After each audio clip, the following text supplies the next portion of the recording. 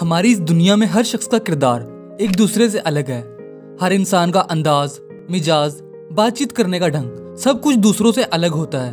पुरुषों का अंदाज अलग, औरतों का अंदाज अलग, बच्चों का अंदाज अलग और बूढ़ों का अंदाज अलग है। हम सब ने मूवीज और टीवी शोज में लोगों को अलग अलग किरदार निभाते देखा होगा, लेकिन वो जस्ट एन एक्टिंग होती है। ये बात वो एक्टर भी जानता है और उस एक्टर को देखने वाली ऑडियंस भी। लेकिन अगर रियल लाइफ में कोई इंसान किसी दूसरे इंसान की तरह बिहेव कर रहा हो और उसे खुद इस बारे में कुछ पता ही ना हो, तो उसे क्या हम एक्टिंग कहेंगे? नहीं, यह एक मेंटल प्रॉब्लम है जिसका नाम है multiple personality disorder. Multiple personality disorder क्या है, इसके क्या लक्षण, क्या कारण और क्या ट्रीटमेंट है, इसका आगे हम जिक्र करेंगे वीडियो में, इसलिए वीडियो के एंड तक बने रहे। Hello friends, welcome on my YouTube channel incentive desire. अगर आप इस चैनल पर नए हैं तो चैनल को सब्सक्राइब करना ना भूलें और चैनल लाइक शेयर जरूर करें। मल्टीपल पर्सनैलिटी डिसऑर्डर को डिसोसिएटिव आइडेंटिटी डिसऑर्डर भी कहा जाता है। यह एक मेंटल प्रॉब्लम है, किसी इंसान का अपने आप को भुलाकर किसी और शख्स की तरह बिहेव करना, जिसमें उस शख्स की एक अलग आइडेंटिटी क्रिएट हो जाए, उसे ही मल्टीपल पर्सनैलिटी डिसऑर्डर कहा जाता है। इसे और बेहतर तरीके से समझने के लिए मैं आपको एक मूवी की उदाहरण देता हूँ। आप सभी ने साउथ की अपरिचित मूवी तो देखी होगी। उस मूवी में अंबी नाम के शख्स में दो और पर्सनैलिटीज मौजूद थी, जिसमें से एक पर्सनैलिटी काफी ज्यादा पावरफुल और एग्रेसिव थी, जबकि एक पर्सनैलिटी रोमांटिक आशिक जैसी थी। जब इन दोनों में से कोई भी एक पर्सनैलिटी अंबी पर हावी होकर सामने आती थी, तो अंबी नाम का शख्स ये भूल ही जाता था कि वो है भी या नहीं। फिर वापिस जब अंबी होश में आता तो उसे कुछ भी याद नहीं रहता था। मल्टीपल पर्सनैलिटी डिसऑर्डर एक ऐसी मेंटल प्रॉब्लम है जिसमें किसी कारणों की वजह से हमारा दिमाग ऑटोमेटिकली एक नई पर्सनैलिटी को पैदा कर देता है। दोस्तों, मल्टीपल पर्सनैलिटी डिसऑर्डर के 90% केसेस यूरोप में देखे गए हैं। रिसर्च से यह बात सामने आई है कि मल्टीपल पर्सनैलिटी डिसऑर्डर के पेशेंट में से 70% लोग सुसाइड कर लेते हैं। यह प्रॉब्लम पूरे वर्ल्ड की कुल पॉपुलेशन में से 5% इन पेशेंट को, 2 से 3% आउट पेशेंट्स को और नॉर्मल पीपल को 1% पाई जाती है। फ्रेंड्स, मल्टीपल पर्सनैलिटी डिसऑर्डर की प्रॉब्लम देखें तो काफी पुरानी है। भारत में ही पहले अगर ऐसे पेशेंट देखने को मिलते थे तो लोगों को लगता था कि उसमें कोई भूत प्रेत आ गया है। अब मेडिकल साइंस ने इतनी ग्रोथ नहीं की थी। यूएसए के राइटर बेंजामिन रश के लेखों में भी इस बीमारी का जिक्र देखा गया है। लेकिन मल्टीपल पर्सनैलिटी डिसऑर्डर का जो पहला केस है वो 1811 में मैरी रोनाल्डस को ही माना जाता है।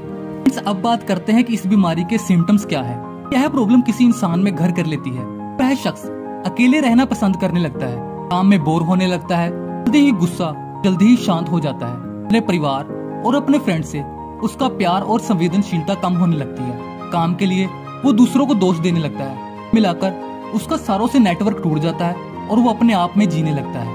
मल्टीपल पर्सनैलिटी डिसऑर्डर होने के कारण क्या हो सकते हैं? फ्रेंड्स, यह प्रॉब्लम ऐसी नहीं कि आज किसी शख्स के साथ कुछ अजीब हुआ और साल 6 महीने बाद उसके साथ यह प्रॉब्लम हो जाएगी। नहीं, इसकी जड़ें तो बहुत गहरी होती हैं। इसके होने का कारण है कि बचपन में किसी के साथ कोई ऐसी घटना हुई हो जिसका उसके दिमाग पर काफी गहरा प्रभाव पड़ा हो। इसके कारणों में दिमाग पर कोई चोट लगना, शारीरिक या मानसिक शोषण होना। बचपन में हुई ऐसी घटनाओं को दिमाग भूल नहीं पाता और अंदर ही अंदर नए हार्मोन्स रिलीज करने लगता है। समय बीतने के साथ साथ ये हार्मोन्स या कहो केमिकल्स एक नई पर्सनैलिटी का रूप ले लेते हैं और ये पता नहीं चलता पेशेंट को। अब आपका सवाल होगा कि आखिर ऐसी प्रॉब्लम का इलाज क्या है? तो देखो फ्रेंड्स, मेडिकल साइंस में अभी इसका कोई पुख्ता ट्रीटमेंट तो नहीं है। साइकियाट्रिस्ट अपनी थेरेपी के द्वारा पेशेंट की कंडीशन को सुधारने का काफी हद तक यत्न कर देते हैं। पेशेंट की कंडीशन के अनुसार कुछ मेडिसिन भी दी जाती है।